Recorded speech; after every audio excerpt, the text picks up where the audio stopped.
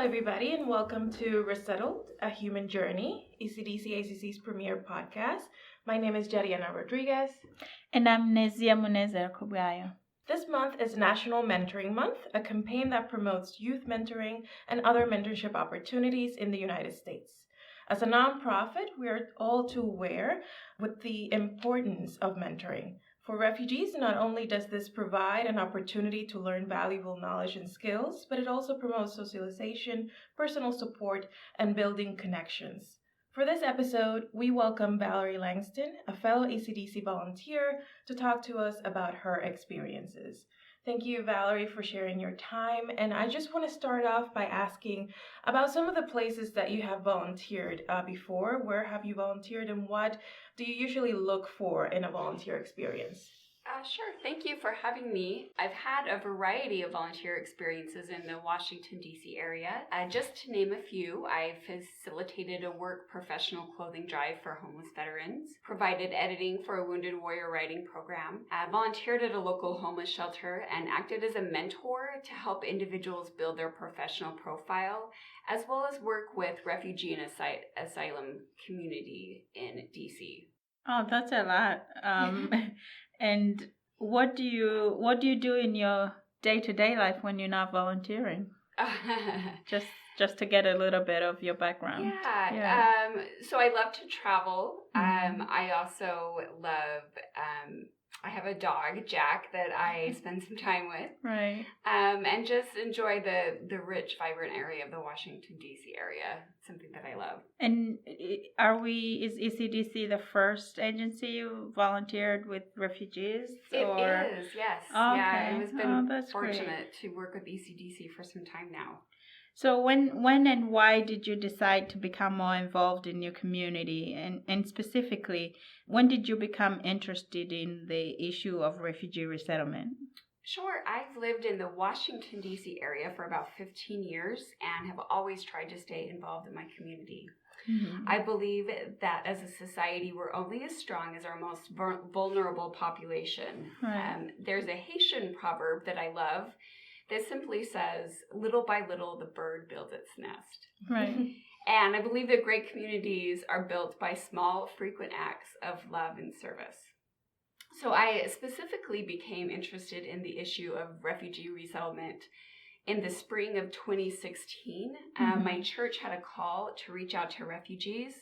We were told that an estimated 60 million refugees in the world today, about 1 in every 122 humans, has been forced to flee their homes. We were counseled to remember the plight of refugees and to find ways to meet them and hear their stories with our own ears. Mm-hmm.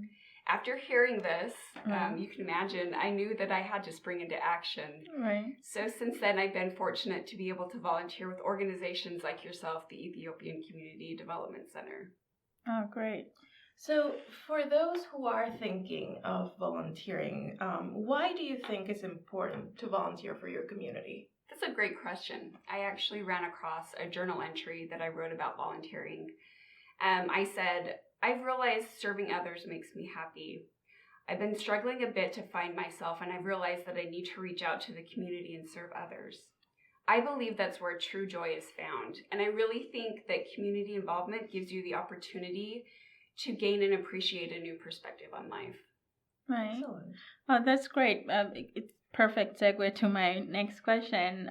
So it's rewarding in general to volunteer, but how has becoming a volunteer with us, with ECDC specifically, been rewarding to you? What has it done for you to do the work that you do with us? Sure. In short, to answer your question, I've developed a great love and a new viewpoint on life. I remember walking around the U.S. Capitol with my refugee friend. He had been in America less than 6 months. Mm-hmm. And as we were walking the grounds, he turned to me with a bright look in his eyes and says, I have now seen America. Oh, wow. So that moment has always stuck with me. I mean, my friend was willing to send his land, leave his family in Africa to learn another language and work long hours for menial pay for the opportunity to live in the United States. Right. So to me, the American dream is very much alive for any refugee that I've ever met. I really think we need to remember that our country's greatest strength is its diversity and opening our arms to embrace those in need. Right. That's beautiful. Yes, yeah. So now, as a seasoned volunteer, can you tell us about the lessons that you've learned working with refugee clients in particular? Sure. The blessing of working with refugee clients has helped to heal my broken heart. I can honestly say that I've been equally as blessed to reach out and serve when I can.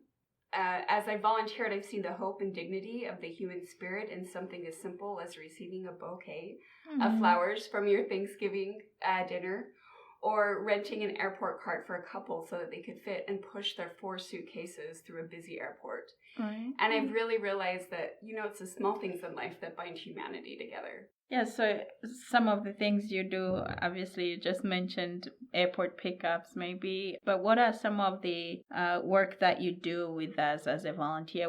Talk about some of your tasks with you when you come and, work with a family. What do you do? What do you experience? Sure. So I've worked as a mentor and a friend to refugees. I've also had the opportunity to serve in your yearly Thanksgiving dinner, which is always a blast. Oh, that's the best event. Yeah. Maybe we're biased. But you should be. And I've also had the opportunity to organize community events for members of my church where they can learn more about refugee work or donate supplies to refugee groups or asylum seekers. So to me, I think the greatest takeaway is just seeing the call to action in other people's eyes. How often do you volunteer? Yeah, so I've had opportunities to volunteer in a variety of different ways outside of ECDC. I've worked with Lutheran Social Services. I've worked with them. And I've also worked with Streetwise Partners, which is a mentoring program for individuals in Washington, D.C. I think we've both heard of that. Yes. Yeah. Well, first of all, thank you so much for your work. We always appreciate volunteers. We really can't do what we do without them. So, to my next question, what skills do you think are needed to be able to become a good volunteer at ECDC or any other organization working with refugees? That's a great question, and I'm actually going to give the question that I learned last night from a refugee friend, and she said, a strong, focused, loving individual. So these aren't my words, they're actually words from a refugee friend used to describe their mentor. Oftentimes, my refugee friends are learning to navigate a new culture and often don't understand why things are a certain way. So the opportunity to be, focused and loving to those refugee. Yeah, I think it's all about feeling that connection with the people you're signing up to support, and not necessarily at the beginning, but creating that kind of, relationship where you feel like you're getting something out of it and they feel loved and accepted in their new communities. So like Ariana said, we really can't do the work we do without volunteers. So it's really amazing that you've been doing this for so long and are willing to continue. What would you say is your most favorite thing about the volunteer work that you do? So I would say that serving refugees has actually helped me value human dignity. I've learned that it takes a lot more than war and displacement to break a person's soul. My spirit has been buoyed, and I can look at life with a deeper appreciation of hope and courage. Right. Oh, that's amazing. Yeah. And I mean, I actually do remember I started here in ECDC as an intern. So I did do volunteer work, and regardless of the task that you got, whether you're doing bus orientations, helping clients with applying to social benefits, it's really about the relationships that you build when you're just having a conversation. And that's really the point of the First Friend mentorship program. It's about building connections, building that community, and having that one-on-one time with another person, because everybody needs a friend. I would say specifically those people who come here for resettlement need a sense of community and belonging, and that's what we try to do with these volunteer programs. So thank you again. Yeah. Well, I remember my first experience with my mentor. I actually had picked up a Congolese couple from the airport and dropped them off in their new home, and then wasn't able to keep in contact with them, and actually ran across them at the Thanksgiving dinner, Right. and they were so thankful for everything that I had done, just for picking them up and giving them, some food and dropping them off, that they wanted to reach out to me and thank me personally, but they weren't able to. And so they were so thrilled that they ran across me personally and were able to talk to me, that I just felt this need to get to know this couple. And Right. I can honestly say that just these simple acts of service really change your life and help you become and value human dignity a lot more. So. Yeah. And it means so much to the families too. My family was resettled, and I remember our volunteer when we first started. It wasn't called the First Friends program, but they are mentors just like you. We had our first Easter in the U.S. at one of the volunteers' houses. What are they? Easter bunny eggs. And like all the Easter things that we had never seen before. But those were some of our first memories in the U.S. And had it not been for this volunteer, we would not have experienced that. So it does make a huge impact for the resettled families as well. So on a more personal note, can you think of anybody you consider a mentor? And how has this person positively impacted your life? That's a good question. I once worked for a retired Army Brigadier General who was a great mentor to me. I had the opportunity from him to learn professionalism and respect, and I fondly remember my interactions with him. He had a great respect for every single person that he came into contact with, no matter their status in life. And I think really as a result, I've learned to respect others and meet them at their level in life. That's great. Do you have anyone you want to mention as your mentor, that you consider your mentor? I have mine already. It's my mother. Oh. Well, in addition to my mother, I have a number of ladies who mean a lot to me, who actually all of whom I met after coming to the U.S. One of them, she was the president of my college when I went to college. And she basically, I don't know if she intentionally did this, but I went to college only 2 years after having arrived in the U.S.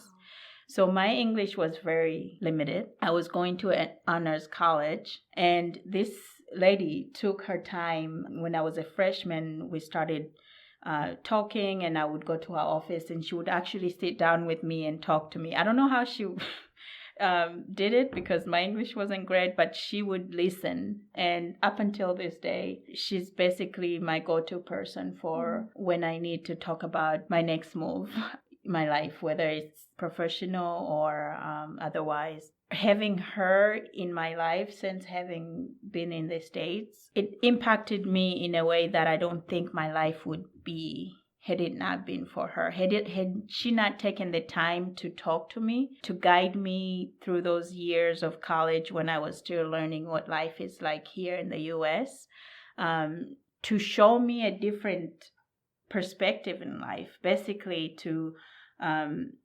she was living a life that most Americans even don't get to live, And so to have her as an example of what you can be, and then to have her show me kindness through all of that, kind of shaped me in a way. So in addition to my mother, who shaped me in a different way or in other similar ways, she added to what I am now. So I think mentorship is really important, whether you go in intentionally or not. I don't know if she considers herself my mentor, but she is. She's the person I look up to. So I really do think it's really important to take the time to support people, whether they are new to the U.S. or not, but especially for refugees.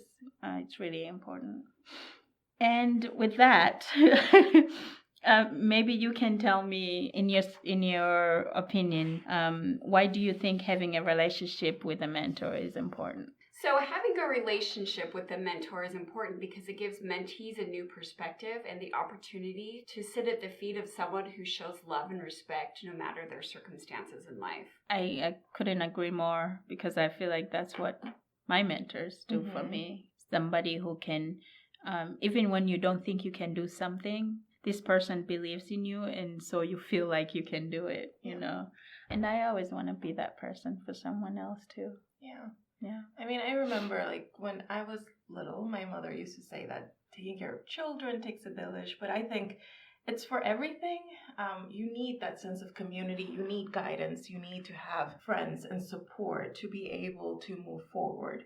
So I think that's why we continue to promote this so much, because there is an importance, not just for refugees, for every single person out there. We need to get that sense of support and community for us to feel fulfilled and happy and, everything that we need in life. Yeah, definitely. So, Valerie, those are my questions for today. I want to thank you so much for joining us and sharing your experiences and stories. To find out more information, be sure to follow us on social media sites. Our Facebook is ECDC-ACC. Our Instagram account is ECDC-ACC-DC Metro.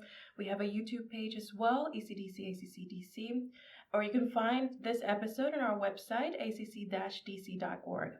If you're interested in volunteering, please send an email to our volunteer email, volunteer@ecdcus.org. Thank you so much for tuning in for our episode, and we hope you join us again next month on Resettled, A Human Journey. Thank you.